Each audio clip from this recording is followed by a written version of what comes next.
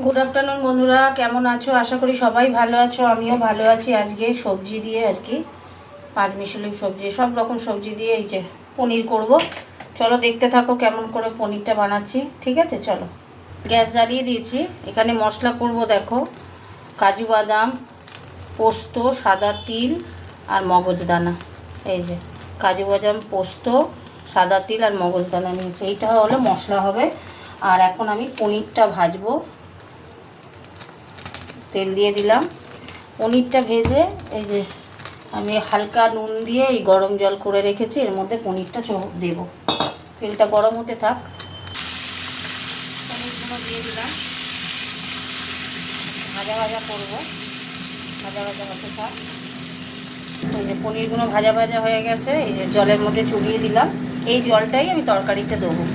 আচ্ছা, এবার একটু তেল দিয়ে দেবো। তেল দিয়ে দিলাম, একটা শুকনো লঙ্কা দেবো,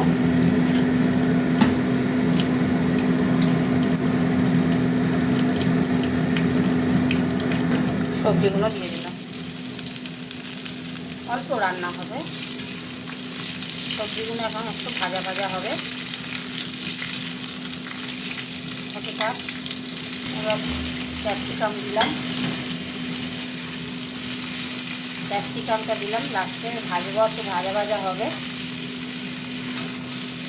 ভাজা ভাজা হতে থাক। যত ভাজা হবে তত টেস্ট ভালো হবে। ভাজা হয়ে গেছে, এবার আমি পেস্ট করে এনেছি, ওটা দিয়ে দিলাম। ঠিক আছে,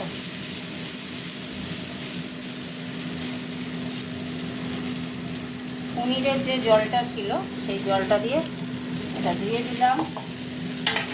এবার দিয়ে দেবো নুন, নুন দিয়ে দিলাম অল্প করে। এবার দেবো মিষ্টি, মিষ্টি দিয়ে দিলাম আরেকটু দিই।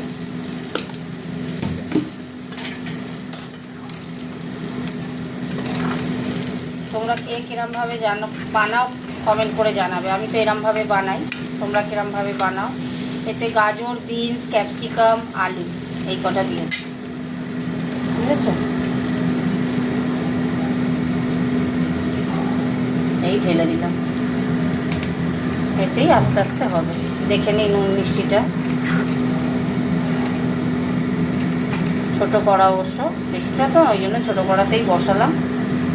বাহ, দারুণ হয়েছে। একটু মিষ্টি লাগবে গো, মিষ্টিটা কম হয়ে গেছে। মিষ্টি দিয়ে দিলাম একটু। মিষ্টি মিষ্টি না হলে ভাল লাগে না পনিরের তরকারি। হতে থাক। দেখো কমপ্লিট হয়ে গেছে। ওপর থেকে একটু ধনে পাতা ছড়িয়ে দিলাম। আমি পনির করলে এরমভাবেই করি। গ্যাস অফ করে দিলাম। চলো তোমাদের সাথে একটু কথা বলে নিই। এই বৃষ্টি হচ্ছে, এই রোদ হচ্ছে, দেখো বাইরেটা আমার গাছগুলো সুন্দর সুন্দর ফুল হয়েছে সাদা। এই ফুল পুজো হয় না। বাইরেটা দেখাচ্ছে একটু, বাইরের ওয়েদারটা দেখো। বাইরের ওয়েদার দেখলে এবার রান্নাটা কমপ্লিট হয়ে গেছে। চলো তোমাদের সাথে তাহলে টাটা করি। টাটা, কমেন্ট করো কিন্তু, কেমন কমেন্ট করবে।